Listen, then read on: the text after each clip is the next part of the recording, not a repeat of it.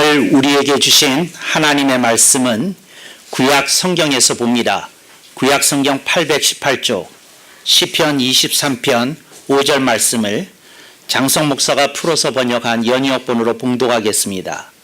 이 말씀을 방송으로 들으시는 분들은 필히 여러분들이 사용하는 성경과 제가 번역한 번역본을 대조해서 나중에 한 번 더 살펴보시기를 권면합니다.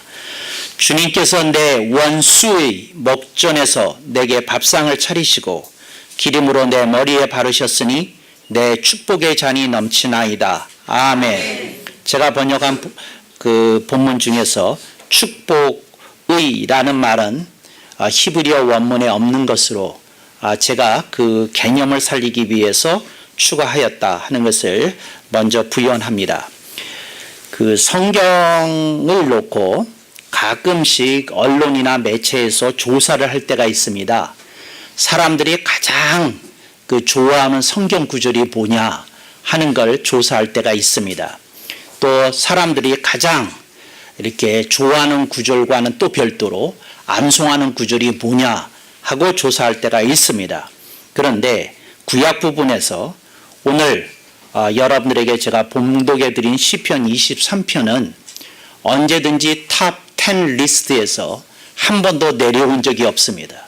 그러니까 사람들이 성경을 생각을 할 때에 이렇게 기억하고 좋아하고 이렇게 사랑하는 구절 애송구로서 이 시편 23편이 사람들의 마음속에 또 사람들의 입술 속에 살아있다 하는 것을 말씀드리고 싶습니다. 시편 23편 5절은 특별히 그 의미가 심장한 것인데, 그래서 사람들 중에 특별히 시편 23편 중에서도 5절을 따로 떼어내서 좋아하는 사람들이 많이 있습니다. 그래서 오늘 저는 여러분들과 함께 시편 23편 5절을 이렇게 여러분들에게 나누기를 원합니다. 영국에 가보시게 되면 크리스마스 때 12월 23일을 박싱 데이라고 이렇게 지키는 것을 볼 수 있습니다. 제가 옛날에 영국에 갔을 때 그 크리스마스 시즌에 갔는데 그 박싱 데이라는 말이 있어가지고 이 크리스마스 때에 영국에서는 권투를 하는구나, 권투 경기 무슨 재밌는 그 경기를 하는 모양이구나, 이렇게 제가 무식한 소견을 드러내면서 사람들에게 매치가 언제 열리냐, 어디서 열리냐, 뭔지 제가 물어봤던 적이 있습니다. 그랬더니 처음에는 제가 이렇게 미국식 액센트인데다가 또 매치라고 그러니까 이게 도대체 이게 무슨 얘기를 하는 건지 이렇게 못 알아듣더라고요. 그래서 백화점에 있는 직원을 이렇게 끌고 가가지고 이 박싱데이 이거 뭐냐 이렇게 물어봤어요. 그랬더니 그 사람이 친절하게 설명을 해주는데 크리스마스 박싱데이라는 겁니다. 그러니까 크리스마스 박싱데이. 그래서 박싱이 뭐냐고 그랬더니 설명해 주는데 박스를 포장하는 날이다. 내가 이걸 어떻게 알았겠어요. 그러니까 이게 나는 이렇게 경직된 사람이라 박싱 그러면 권투만 알았지 이게 박스를 포장하는 의미라는 걸 저는 깨닫지 못했습니다. 그게 뭔가 했더니 크리스마스 시즌이 되면 불우한 이웃들에게 선물을 받을 수 없는 사람들에게 조금 사람들이 마음을 내어서 우리가 이 시설에 있는 어린이 큰언니들에게 선물을 좀 보내주자. 또 나이 드신 어른들에게 선물을 좀 보내주자. 그래서 선물을 모아서 선물을 이렇게 전달해 주는 날이 박싱데이랍니다. 그래서 크리스마스 때 이런 뜻에서 이렇게 시작이 됐다고 합니다. 크리스마스 때 우리들이 선물을 받지 않느냐. 근데 그 선물을 못 받는 사람도 있을 거 아니냐. 그런데 선물을 주려고 그러면 미리 준비해야 되지 않냐. 또 선물을 따뜻하게 의미 있게 주려고 그러면 포장해야 되지 않냐. 그래서 그런 전통이 생겼다고 합니다. 여러분들이 미국에서 프로 하키 리그 NHL 경기를 보게 되면 크리스마스 시즌 때에 할프타임 때에 그 행사가 있습니다. 그러면 시작하면 그 카운트다운과 함께 그 모든 관중이 자기가 준비해온 인형을 그 아이스 링크에다 던집니다. 근데 그 던지는 모든 인형들은 모아서 부르시설에 있는 어린이 큰어른들에게 나눠주는 거죠. 처음에 시작할 때는 한 1000개 모였다고 그래요. 근데 지금은 지난번에 NHL 그 레코드가 나왔는데 2만 개가 넘는 그 인형이 모였다고 합니다.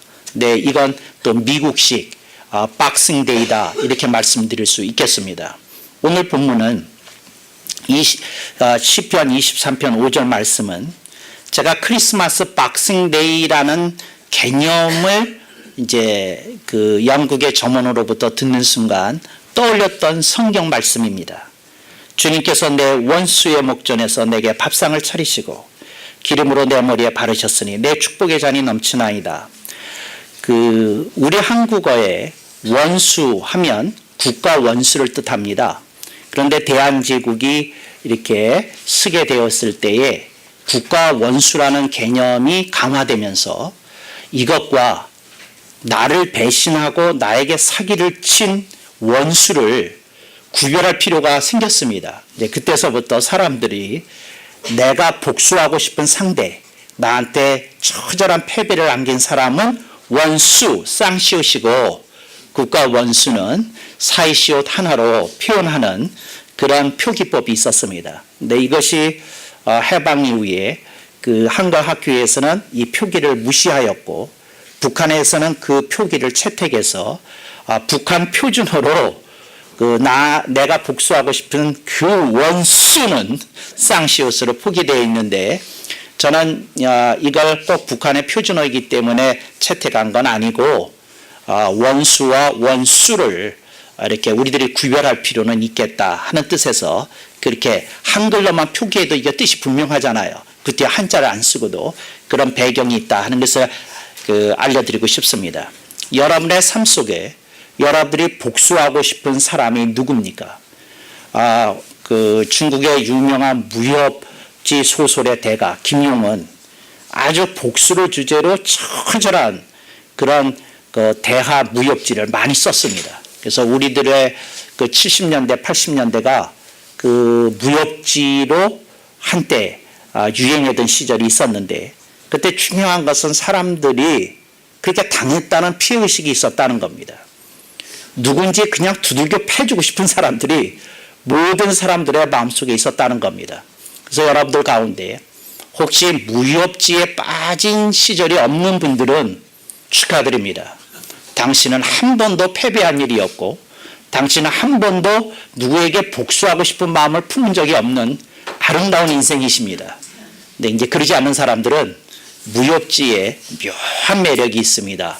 주인공이 그 산속에 가서 어렵게 비수를 배워서 그 강호의 무림을 제패하는 강자가 되어서 돌아와서 처절한 대결을 벌여서 기어코 그 원수를 제압해버린다, 제거해버린다. 뭐 생각만 해도 정 사람의 마음에 그렇게 흐뭇한 감정을 일으키는 스토리 라인이 아닐 수 없습니다.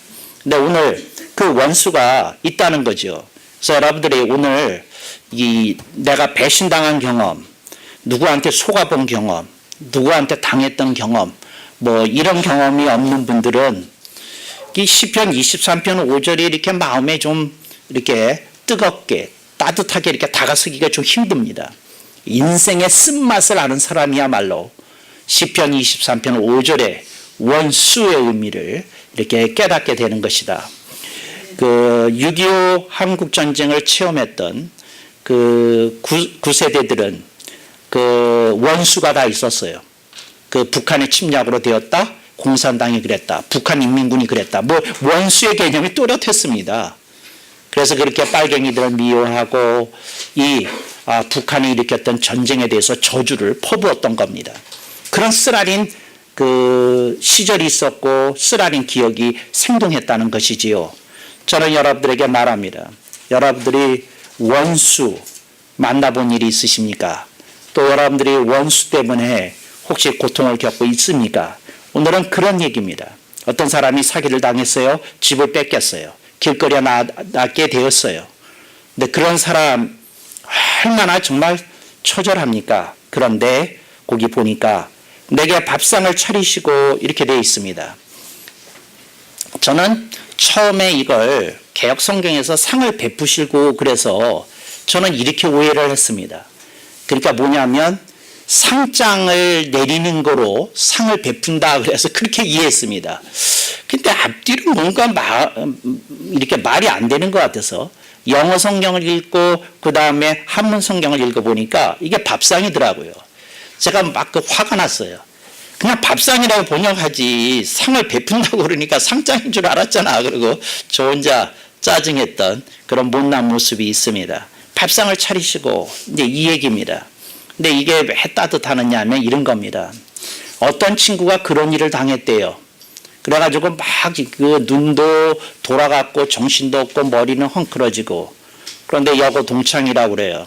그래서 친구가 막 뛰어와서 그를 안아주고 그 친구에게 줄 코트를 갖고 와서 그 차를 태우고 그 유명한 설렁탕 집에 가서 이제 국밥 한 그릇을 그 앞에 차려놓고 이런 얘기를 하더라는 거죠. 너 이 국밥 그냥 다 비워라 먹어라. 너를 위해서 먹지 말고 너를 불러준 나를 생각해서 먹어라. 너 1시간이 걸려도 좋고 2시간이 걸려도 좋으니까 그냥 앉아서 이 따뜻한 국밥 먹고 우리 얘기를 해보자. 살 길을 찾아보자. 그랬다고 그래요. 그게 내게 밥상을 차리시고입니다. 뭐 앞에서? 원수의 목전에서. 내 인생이 패배했을 때, 망했을 때, 일어날 수 없었다고 여겼을 때에 누가 와서 밥 한 끼 따뜻한 국밥 대접하는 거, 그런 장면입니다. 저는 여러분한테 이런 얘기를 드리고 싶어요. 여러분들이 보독하지 않습니까? 그러니까 은혜를 입은 분에게, 은혜를 입은 하나님께 보은하고 또 여러분들에게 잘해줬던 분들에게 은덕에 보답해서 선물도 드리고 그러지 않습니까? 근데 저는 그런 것 말고, 보독 말고 나한테 잘해줬던 사람들에게 감사 치례하는 것 말고 여러분들이 주변에서 굉장히 힘들고 어려워한 사람을 살펴서 따뜻한 국밥 한 그릇, 밥상 한 번 차려드린 일이 있습니까? 그래서 밥상 차렸다는 말은 집에서 차린다는 의미만이 아니고 어디 데려가서 밥을 먹이는 것까지 포함해서 하는 말입니다. 누구한테 그렇게 해본 일이 있습니까? 여러분들이 그런 사람이 되어야 합니다. 그래서 여러분 그 영국의 크리스마스 박싱데이의 그 스피릿이, 그 정신이 오늘 우리들 가운데 좀 있어야 됩니다. 아하, 내가 이만큼 사는데 내가 조금 더 어려운 사람, 내 주변에 있는 사람들에게 내가 따뜻하게 그 국밥 하나 이렇게 대접하고 손 한번 쥐어주고 등 두들겨주고 안아주고 그런 마음을 가지고 내가 인생을 좀 살아야 되겠다. 좀 여러분 그렇게 사실 수 있기를 바랍니다. 근데 여러분이 사는 모습을 보면 다는 아닌데 거지처럼 살아요. 근데 제가 표현하는 걸 좀 거칠지만 이해해 주시기 바랍니다. 이게 거지입니다. 모든 사람으로부터 도움을 받고 사랑을 받고 싶은 사람이 거지입니다. 내가 묻겠어요. 거지가 길거리에 나갔어요. 잡아요.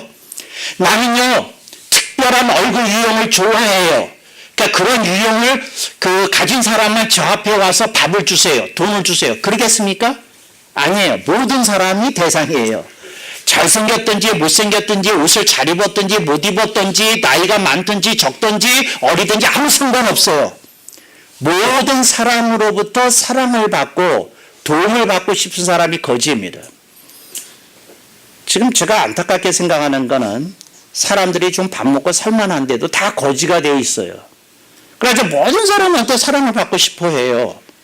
그러니까 모든 사람한테 뭐를 인정받고 싶다고 그래야 되나 하여튼 그런 마음이 있어요. 그래서 저는 이렇게 갈파합니다. 현대인은 전부 거지다. 그래서 그런 마음으로 살아요. 내가 여러분에게 묻겠어요. 여러분이 세계 최고의 부자예요. 길거리 다니면서 그런 생각을 품겠습니까? 그렇지 않으면 나는 도움이 필요한 사람이 아니고 나는 베풀어야 되는 사람이고 도와줘야 되는 사람이다. 그런 인식을 가지고 나가야 되지 않겠습니까? 찰스 디킨스의 크리스마스 캐롤이라는 스크루지 얘기 한 번 더 해야 되겠습니다. 그 소설에서 스크루지 영감이 나와요. 근데 그 영감이 그 지역에서는 유지급에 속하는 부자입니다. 그러니까 어느 정도의 부자냐면 아주 대부호는 아닌데 부자입니다. 어느 정도의 부자냐면 예를 들어서 그 강남구가 있다, 강서구가 있다, 뭐 성동구가 있다. 하여튼 무슨 구가 있을 거 아닙니까? 마포구가 있다. 근데 그 구 내에서는 손꼽히게 잘 사는 정도의 사람입니다. 그런데 이 스크루지가 어때요? 아무도 도와줄 생각이 없고 아무도 사랑을 베풀려는 마음이 없습니다. 찰스 디킨스는 소설 가운데 그거를 문장으로 명시하지는 않았지만 회심 이전의 스크루지는 거지였다는 겁니다. 부자인데 거지였다는 겁니다. 부자인데. 그런데 그가 회심하고 나니까 그가 진짜 부자가 되었더라고. 그 스토리 라인이 끝을 맺습니다. 해피엔딩이죠. 저는 여러분들한테 그 말씀을 드리고 싶어요. 여러분들이 조금 어려운 사람을 기억하고, 그러니까 저는 부르 그 시설에 가라는 얘기가 아닙니다. 기관이나 시설에 가라는 얘기가 아닙니다. 여러분 주변에 어떤 사람 좀 살펴서 밥 한 끼 먹이고 대접하고 이렇게 등 두들겨주고 그렇게 이해해주고 이제 그런 태도가 여러분의 삶 속에 좀 있고 그러실 수 있기를 바랍니다. 여러분 자녀를 키울 때 이런 걸 자꾸 권장해야 됩니다. 주변에 어려운 사람을 기억 못하는 어린이들은 이 다음에 커서 부모에게 효도 안 합니다. 그러니까 어렸을 때서부터 이기적이었던 애는 커서 그 특별한 회심이 있기 전에 그거 안 합니다.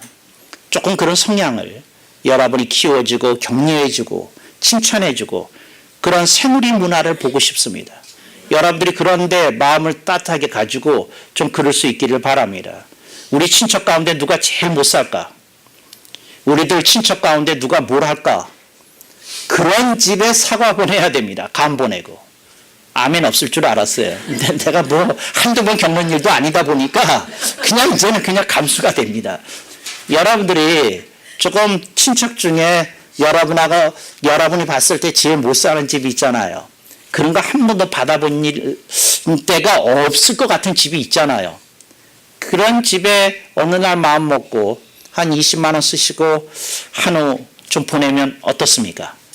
아멘 또 없죠? 한우는 조금 셌지요? 예, 제가 생각해도 좀 셌습니다. 조금 뭔가, 조금, 우리가 이제 좀 현실적으로 이렇게 좀 그 앞가림을 해야 되니까 맞습니다. 근데 하여튼 뭔가, 사과 한 상자 괜찮겠죠? 오케이. 예, 뭐, 우리 이렇게 사과 한 상자로 이제 협상, 딜이 이렇게 성사된 겁니다. 제가 지금 말하려는 건 뭐냐면 여러분들이 그런 걸 이렇게 고이 기억하고 이렇게 하실 수 있길 바랍니다. 여러분들은 이걸 장성 목사가 어떤 이렇게 외부 문화로부터 감화를 받아가지고 전달하는 설교라고 생각하시면 안 됩니다. 주님이 말씀하셨습니다. 뭐라고? 소자에게 냉수 한 그릇 대접한 것이 나한테 한 것이라고 내가 천국에서 기억하겠다고 주님이 말씀하셨어요.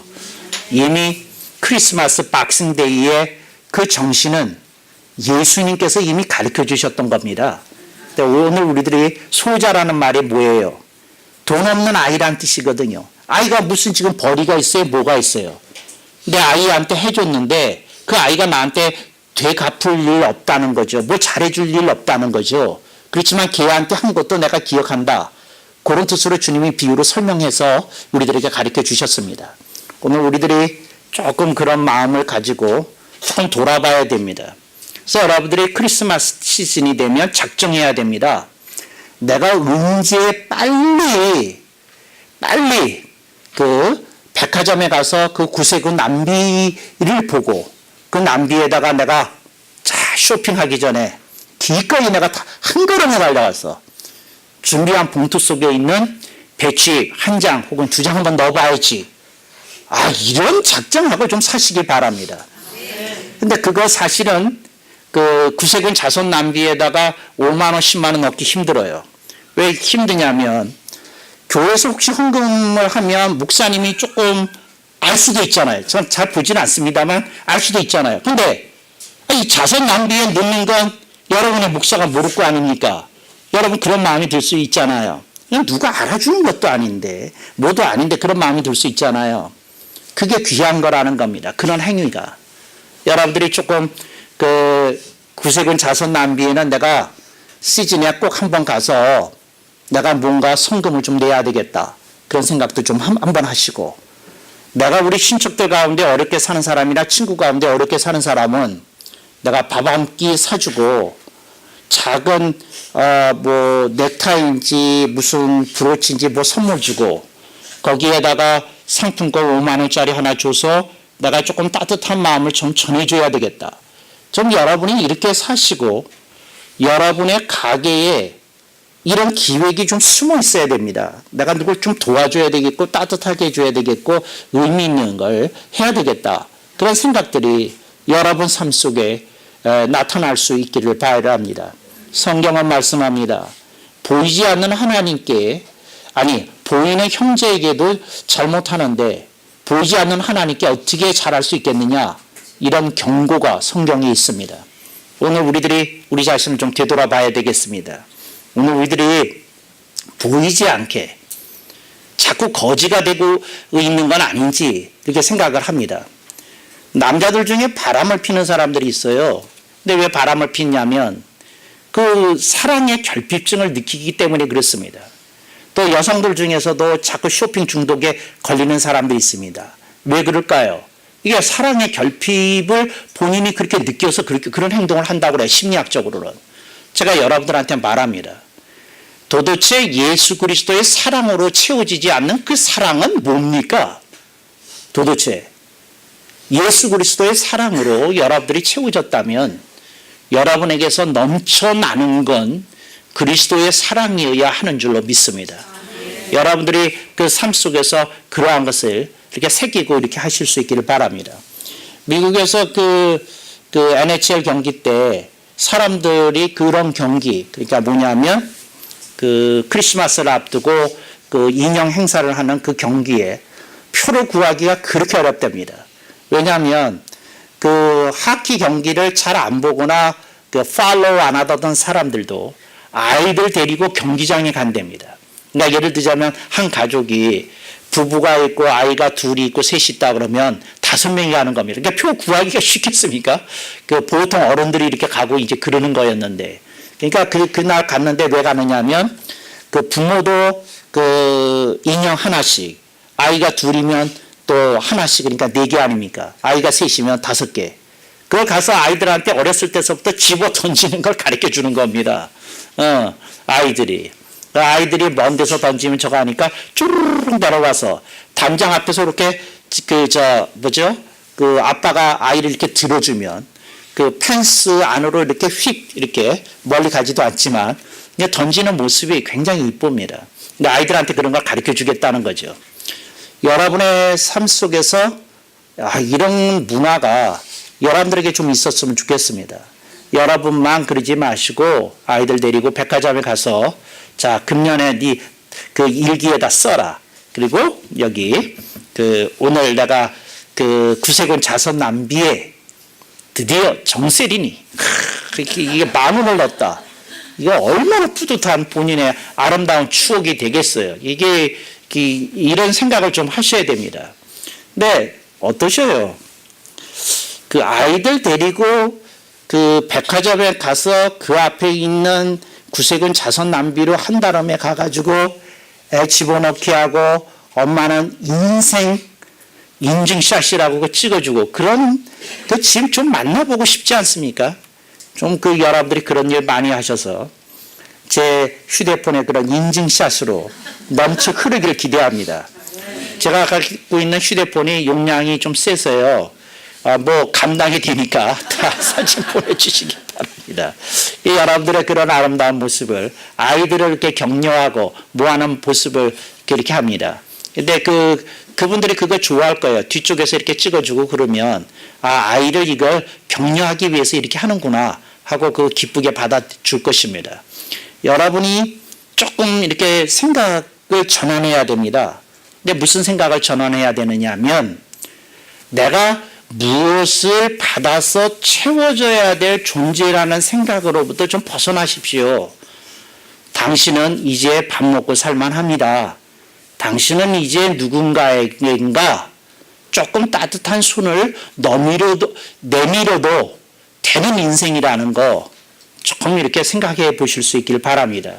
그러지 않으면 계속해서 누구처럼 이런 귀한 말씀하는데도 졸기만 하다가 끝날 것입니다. 좀 깨어나서 내가 정말 이런 인생 되지 말고 아름다운 인생이 되어야 되겠다. 그 생각을 하시기 바랍니다. 미국에서 썬데이 스쿨에서 가끔씩 그 장문데이라는 게 있어요. 근데 뭐냐면 장문을 합니다. 그러니까 뭐냐면 주제를 주고 본인이 아무거나 이렇게 쓰라고 그럴 때가 있습니다. 그런데 이제 그 유치부였는지 유년부였는지 장문을 하나 쓰라고 그랬답니다. 교회에서 크리스마스를 앞두고. 그래서 장문을 쓰는데 그게 뭐냐면 그 장문이 이거였대요. Beautiful life. 아름다운 인생이란 뭐냐? 네가 생각하는. 그러니까 그 유년부였으니까 초등학교 1, 2학년 뭐 이랬겠죠. 유치부였다면 이제 유치원생들이고 하여튼 그 나이 또래에 있는 아이들한테 그 아름다운 인생이란 뭐냐? 아이들한테 이렇게 써보게 했답니다. 그랬는데 그러고는 이제 선생님들이 그걸 이렇게 모아가지고 아름답게 이렇게 뜻깊게 쓴 아이를 이제 상을 주지 않습니까? 그 상을 준 아이들 중에 어떻게 쓴 아이가 이렇게 상을 받았을 거라고 생각을 하십니까? Beautiful life. 뭐가 아름다운 인생이냐? 뭐가 아름다운 인생이냐? 여러분들이 조금 생각해 보셨으면 좋겠어요. 어떤 게 아름다운 인생인가요? 어떤 게 아름다운 인생인가요? 그랬더니 한 애가 그렇게 썼답니다. 모든 사람이 보기에 as everybody sees it. 그러니까 모든 사람이 보기에 좋은 게 그게 아름다운 인생이다. 어떤 애가 그렇게 썼답니다. 그게 무슨 말이냐면 좋은 일이라는 건 이 사람이 봐도 좋고 저 사람이 봐도 좋고 저 사람이 봐도 좋은 그런 인생을 살아야 되는 것 아니냐. 누가 봐도 그래야 됐다는 거죠. 그랬더니 또 한 아이가 상을 받은 아이가 있는데 이렇게 쓴 아이가 있었고 또 한 아이가 썼는데 저는 여러분에게 묻고 싶어요. 여러분은 뭐라고 쓸 것 같아요? 아름다운 인생이란 무엇이냐? 여러분들은 뭐가 아름다운 인생이라고 생각을 하세요? 여러분들은 어떤 게 그랬더니 어떤 애가 쓴 것 중에 이렇게 칭찬을 받은 게 있는데 뭐냐면 이렇게 썼대요. 애는 두 글자를 썼는데 giving life. 주는 인생. 그러니까 주는 인생이 아름답다는 거죠. 주는 인생이. 그러니까 여러분들이 주는 인생이 아름다울까요? 받는 인생이 아름다울까요? 여러분들이 받는 인생에 이렇게 쩔어 있으면 그거 아무것도 줄 것이 없다. 이런 생각을 하면서 여러분들이 giving life 그거에 대해서 좀 생각해 보실 수 있기를 바랍니다. 대상입니다. 저는 지금 동메달, 은메달 이렇게 해가지고 금메달로 지금 오르는 중입니다. 제가 여러분에게 또 한 번의 기회를 드리겠어요. 아름다운 인생. 여기 지금 유년부 애들이 쓴 것과 여러분들이 쓴 것은 훨씬 더 품격이 있겠죠.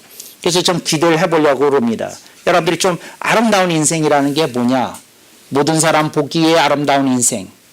그 다음에 주는 인생. 이제 이렇게 쓴 아이들이 있었다고 그래요. 대상이 뭐냐? 그게, 뭘 것 같아요. 근데 이게 이제 대상을 받는데 그 말이 재밌어요. 그게 뭐냐면 heart warming life. 가슴이 따뜻한 인생 이렇게 썼대요. 가슴이 따뜻한 인생. 내가 여러분한테 말씀드립니다. 사람이 가슴이 좀 따뜻해져야 됩니다. 가슴이. 머리가 너무 냉철할지도록 내버려 두지는 마시고 여러분의 가슴이 조금 따뜻해지도록 좀 그래야 기빙도 나올 수 있고 에브리바디를 품을 수 있는 무엇도 나올 수 있지 않을까 이렇게 생각합니다. 그래서 가슴이 따뜻한 인생 이렇게 썼다 그래요. 그래서 제가 저는 그런 걸 잘 뒤져서 읽지 않습니까? 그러면서 이런 생각을 했어요. 나는 교우들이 보기에 가슴이 따뜻한 목회자일까? 그런 생각을 했어요. 그러니까 괜히 눈물이 나더라고요. 여러분이 삶 속에서 조금 챙겨야 됩니다.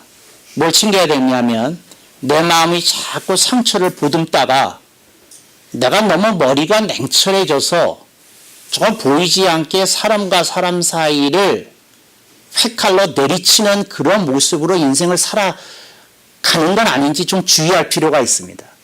여러분들이 조금 가슴이 따뜻한 인생을 살도록 여러분들이 여러분 자신을 좀 이렇게 하실 수 있기를 바랍니다. 여러분들의 가슴이 따뜻해지면 제가 말씀드립니다. 당신이 다른 사람의 인생을 따뜻하게 해주는 건 두 번째 문제고 당신의 인생에 온기가 찾아오기 시작할 겁니다. 당신의 인생이 뭔가 그 따뜻함으로 인해서 여러분 자신이 행복감이 늘어나기 시작할 것입니다. 인생에 여러 가지 일들이 있습니다. 그 중에 상처가 여러분들에게 핥힌 자국을 남기고 있을 것입니다. 근데 여러분의 인생은 그 핥혀진 상처에 빼앗기기에는 너무 고귀한 인생입니다. 여러분이 눈을 뜨고 내가 보듬어야 될 사람들이 있다. 내 자신이 조금 따뜻한 가슴을 가질 필요가 있겠다. 예수 그리스도의 사랑에 쩔은 내가 어찌 사랑을 퍼주지 않을 수 있으리요. 그렇게 생각하는 크리스마스 시즌이 되기를 주님의 이름으로 당부하고 권면하고 축복합니다. 아멘 억만 번.